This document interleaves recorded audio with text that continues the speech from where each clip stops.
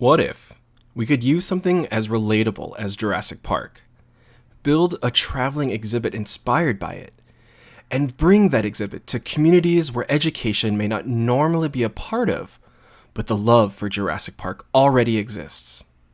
What if we could help audiences remember scientific concepts better by relating those concepts to stories, characters, and settings that they love and engage with in their everyday lives?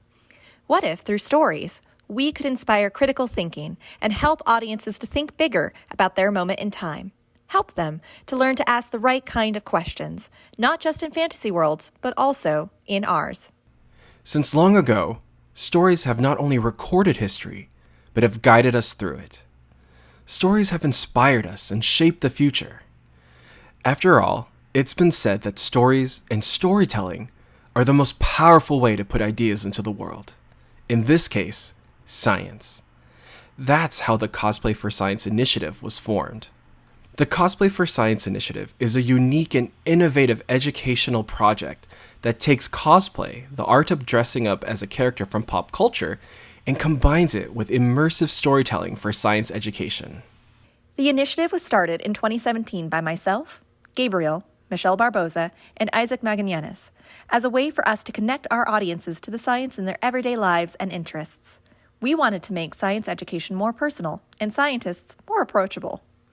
As educators and as scientists, we are developing a methodology to foster interest in science by making it relatable and accessible. As cosplayers, we are working to develop trust in scientists by making us more approachable and show the diversity of scientists and fields. Whether we're talking about how spaceflight works dressed as X-Wing pilots, how genetics works dressed as superpowered teenagers, or how potion making is just chemistry for wizards, our goal with the Cosplay for Science initiative is to help our audiences and fellow nerds discover and appreciate the science that exists all around them. Since our first convention, our team has grown to include scientists from so many different backgrounds and fields.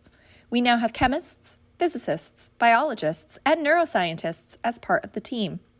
We now have a research team led by Dr. Lisa Lundgren to really look at how pop culture affects our perception of science and scientists so that we can better engage with our audience.